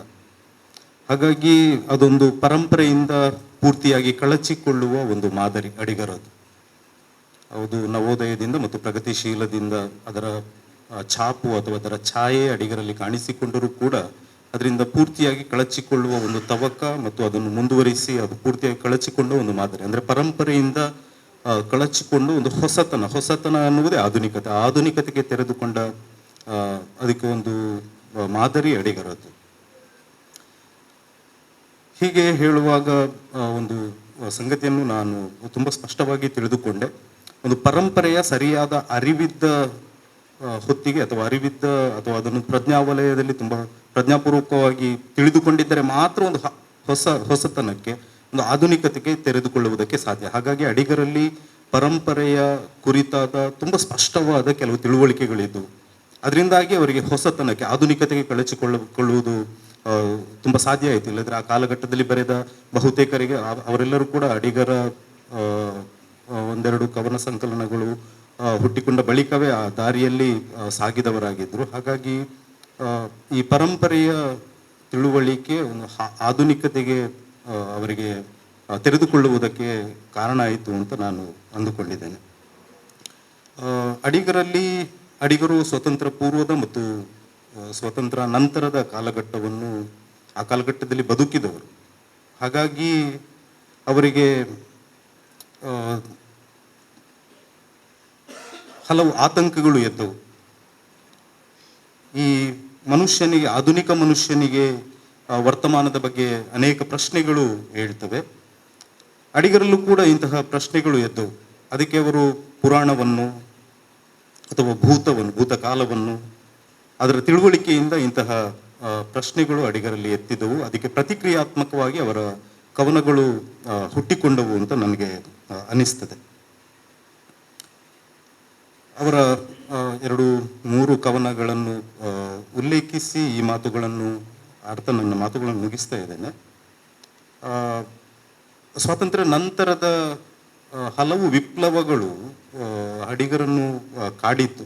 ಹಾಗಾಗಿ ಅವರಲ್ಲಿ ಕಟ್ಟುವೆವು ನಾವು ಅಂತಹ ರಚನೆಗಳು ಹುಟ್ಟಿಕೊಂಡವು ಅಂತ ನನಗೆ ಅನಿಸ್ತದೆ. ಅದೇ ಹೊತ್ತಿಗೆ ಕಟ್ಟುವೆವು ನಾವು ಕವನದ ಜೊತೆಗೆ ಇನ್ನೊಂದು ಕವನ ನಾನು ನೆನಪು ಮಾಡಿಕೊಳ್ಳಿಕ್ಕೆ ಇಷ್ಟಪಡ್ತೇನೆ. ಅದು ಸಮಾಜ ಭೈರವ. ಅಲ್ಲಿ ನನ್ನ ಮನವ ಕಟ್ಟುವೆವು ನಾವು ಹೊಸ ನಾಡೊಂದನು ಅಂತ ಬರೆದ ಕವಿ ನನ್ನ ಮನವ ನನಗೆ ಕೊಡು ಅಂತ ಕೇಳಿಕೊಳ್ತಾನೆ ಸಮಾಜ ಭೈರವದಂತಹ ಕವನಗಳಲ್ಲಿ. ಹಾಗಾಗಿ ಅಡಿಗರಲ್ಲಿ ಈ ವರ್ತಮಾನದ ಅಂದರೆ ಆಧುನಿಕತೆಯ ಎಲ್ಲ ವಿಪ್ಲವಗಳು ಅವರಲ್ಲಿ ಏಕಾಂಗಿತನವನ್ನು, ಒಂಟಿತನವನ್ನು ಕಾಡಿಸಿತ್ತು ಅಂತ ಅನಿಸ್ತದೆ. ಹಾಗಾಗಿ ಅಡಿಗರು ಹೊಸ ಮಾದರಿಯ ಕವನಗಳು, ವಸ್ತು, ವಿಷಯ, ಭಾಷೆ ಇವೆಲ್ಲದರಲ್ಲೂ ಕೂಡ ಹೊಸತನವನ್ನೇ ಕಾಯ್ದುಕೊಳ್ಳುವುದಕ್ಕೆ ಪ್ರಯತ್ನಿಸಿದ್ರು ಮತ್ತು ಅದು ಸಲೀಸಾಗಿ ಅವರಿಗೆ ಒದಗಿ ಬಂತು ಅಂತ ನನಗನ್ನಿಸ್ತದೆ. ಗೊಂದಲಪುರ ಕವನ ಬಹುಶಃ ಅಡಿಗರ ನಾನು ಓದಿಕೊಂಡ, ನನ್ನ ಮಿತಿಯ ಒಳಗೆ ನಾನು ಓದಿಕೊಂಡ ಕವನಗಳಲ್ಲಿ ತುಂಬ ಮುಖ್ಯ ಅಂತ ನನಗೆ ಅನಿಸ್ತು. ಅದರಲ್ಲಿ ಅದು ಪರಂಪರೆಯ ಬಗ್ಗೆ ತುಂಬ ನಿಚ್ಚಳವಾದ ತಿಳುವಳಿಕೆ ಇದ್ದಾಗ ಮಾತ್ರ ವರ್ತಮಾನವನ್ನು ಭಯಗ್ರಸ್ತಗೊಳಿಸಿ ಅಥವಾ ವರ್ತಮಾನದ ಭಯಗ್ರಸ್ತಗೊಳಿಸುವ ಈ ವ್ಯವಸ್ಥೆಗೆ ಪ್ರತಿಕ್ರಿಯೆಗಳು ಮೂಡ್ತವೆ ಅಂತ ನನಗನ್ನಿಸ್ತದೆ. ಗೊಂದಲಪುರದಲ್ಲಿ ಬರುವ ಬೂಟಿನ ಕೆಳಗೆ ಹಾಗೆ ಹಪ್ಪಳ ಹೊಟ್ಟೆ ಹೀಗೆಲ್ಲ ಈ ಸಾಲುಗಳನ್ನೆಲ್ಲ ಮತ್ತೆ ಮತ್ತೆ ಓದಿದರೆ ನನಗೆ ಹಾಗೆ ಅನಿಸ್ತದೆ. ವರ್ತಮಾನದ ಕುರಿತ ಎಲ್ಲ ಭಯಗ್ರಸ್ತಗೊಳಿಸುವ ಸಂಗತಿಗಳೆಲ್ಲ ಅಡಿಗರನ್ನು ಮತ್ತೆ ಮತ್ತೆ ಕಾಡಿತು. ಅದಕ್ಕೆ ಅದು ಹಾಗೆ ಕಾಡುವುದಕ್ಕೆ ಕಾರಣ ಅವರ ಪರಂಪರೆಯ ಸರಿಯಾದ ಓದು ಅಥವಾ ಆ ಪ್ರಜ್ಞೆ ಅವರನ್ನು ಹಾಗೆ ಪ್ರತಿಕ್ರಿಯೆ ಮಾಡುವುದಕ್ಕೆ ಅವರಿಗೆ ಸಾಧ್ಯ ಆಯಿತು ಅಂತ ನನಗೆ ಅನ್ನಿಸ್ತದೆ. ಕೊನೆಯ ಮಾತು ಹೀಗೆ ಜೋಡಿಸಬಹುದೇನೋ, ನಮ್ಮ ವರ್ತಮಾನದ ಬೇರೆ ಬೇರೆ ಅದು ರಾಜಕೀಯ, ಸಾಮಾಜಿಕ ಮುಂತಾದ ಹಲವು ಕ್ಷೇತ್ರಗಳಲ್ಲಿ ನಾವು ನಿತ್ಯ ಭಯಪಡುವ ಈ ವರ್ತಮಾನ ಅಥವಾ ಆಧುನಿಕತೆಗೆ ಸುಮಾರು 80ರ ದಶಕದವರೆಗೆ ಬರೆದ ಸುಮಾರು 5 ದಶಕಗಳ ಕಾಲ ಬರೆದ ಅಡಿಗರ ಎಲ್ಲ ಕವನಗಳು ಕೂಡ ಈ ವರ್ತಮಾನಕ್ಕೆ ಸರಿಯಾಗಿ ಹೊಂದಿಕೊಳ್ತವೆ ಅಥವಾ ಹೊಂದಿಸಿಕೊಳ್ಳಬಹುದು ಎನ್ನುವಂತ ನನಗನ್ನಿಸ್ತದೆ. ನಾವು ತುಂಬ ಭಯಗ್ರಸ್ತ ಆಧುನಿಕ ಮನುಷ್ಯರಾಗಿದ್ದೇವೆ. ನಾವು ಕೇವಲ ಆಧುನಿಕ ಮನುಷ್ಯರಾಗಲಿಲ್ಲ, ಭಯಗೊಂಡ ಅಥವಾ ಭಯಪಡಿಸುವ ಈ 2 ಮಾದರಿಗಳು ಎಲ್ಲ ನಮ್ಮ ಒಳಗೆ ಇವೆ. ಇಂತಹ ಕಾಲದಲ್ಲಿ ಅಡಿಗರ ಕವನಗಳು ತುಂಬ ಹೆಚ್ಚು ವರ್ತಮಾನಕ್ಕೆ ಹೊಂದಿಕೊಳ್ತವೆ ಅಂತ ನಾನು ಅಂದುಕೊಂಡು ಇದೆಲ್ಲ ನನ್ನ ವೈಯಕ್ತಿಕ ಓದಿನ ಮಿತಿಯ ತಿಳುವಳಿಕೆ ಎನ್ನುವುದನ್ನು ಸ್ಪಷ್ಟಪಡಿಸ್ತಾ ವಿಭಾಗದ ಒಂದು ಭಾಗ ಆಗಿರುವ ಕಾರಣಕ್ಕಷ್ಟೇ ನಾನು ಈ ವೇದಿಕೆಯ ಮೇಲೆ ಇದ್ದೇನೆ. ಇದನ್ನು ಮಾಡಿ ಒದಗಿಸಿಕೊಟ್ಟ ನನ್ನ ಗುರುಗಳಾಗಿರುವ ಮತ್ತು ವಿಭಾಗದ ಅಧ್ಯಕ್ಷರಾಗಿರುವ ಪ್ರೊಫೆಸರ್ ಆರ್ ನಾಗಪ್ಪಗೌಡ ಅವರಿಗೆ ಮತ್ತು ಕೇಳಿಸಿಕೊಂಡ ನಿಮ್ಮೆಲ್ಲ ಹಿರಿಯರಿಗೆ ಮತ್ತು ವಿದ್ಯಾರ್ಥಿ ಮಿತ್ರರಿಗೆ ನಮಸ್ಕರಿಸ್ತಾ ನನ್ನ ಮಾತು ಮುಗಿಸ್ತೇನೆ. ನಮಸ್ಕಾರ. ಸಾಹಿತ್ಯದಲ್ಲಿ ಪರಂಪರೆ ಮತ್ತು ಆಧುನಿಕತೆ ಈ ಒಂದು ವಿಷಯದ ಕುರಿತು 3ನೆಯ ಗೋಷ್ಠಿಯು ಉತ್ತಮವಾಗಿ ಮೂಡಿಬಂದಿದೆ. ಇಂತಹ ವಿಚಾರ ವಿನಿಮಯಗಳು ವಿದ್ಯಾರ್ಥಿಗಳಲ್ಲಿ ಮತ್ತಷ್ಟು ಅಡಿಗರ ಕುರಿತಾದ ಚಿಂತನೆ ತಿಳಿಸುವಲ್ಲಿ ಮಹತ್ವದ ಪಾತ್ರವನ್ನು ವಹಿಸುತ್ತದೆ. ಈ ಗೋಷ್ಠಿಯನ್ನು ಅತ್ಯುತ್ತಮವಾಗಿ ನಡೆಸಿಕೊಟ್ಟಿರುವಂತಹ ಡಾಕ್ಟರ್ ಪಿ ಭಾರತೀ ದೇವಿಯವರಿಗೆ ಎಸ್ವಿಪಿ ಕನ್ನಡ ಅಧ್ಯಯನ ಸಂಸ್ಥೆ ಮತ್ತು ಮಂಗಳೂರು ವಿಶ್ವವಿದ್ಯಾನಿಲಯದ ಪರವಾಗಿ ಹಾಗೂ ನಿಮ್ಮೆಲ್ಲರ ಪರವಾಗಿ ಧನ್ಯವಾದಗಳನ್ನು ತಿಳಿಸುತ್ತೇನೆ. ಈ ಗೋಷ್ಠಿಯ ಸಮನ್ವಯಕಾರರಾಗಿ ಭಾಗವಹಿಸಿರುವ ಡಾಕ್ಟರ್ ಯಶಕುಮಾರ್ ಡಿ, ಉಪನ್ಯಾಸಕರು, ಎಸ್ವಿಪಿ ಕನ್ನಡ ಅಧ್ಯಯನ ಸಂಸ್ಥೆ, ಇವರಿಗೂ ಕೂಡ ಧನ್ಯವಾದಗಳನ್ನು ತಿಳಿಸುತ್ತೇನೆ. ಹಾಗೆಯೇ ಈ ವಿಚಾರಗೋಷ್ಠಿಯಲ್ಲಿ ಭಾಗವಹಿಸಿದ ಎಲ್ಲ ಪ್ರಾಧ್ಯಾಪಕರಿಗೂ ವಿದ್ಯಾರ್ಥಿಗಳಿಗೂ ಕೂಡ ಧನ್ಯವಾದಗಳನ್ನು ತಿಳಿಸುತ್ತೇನೆ.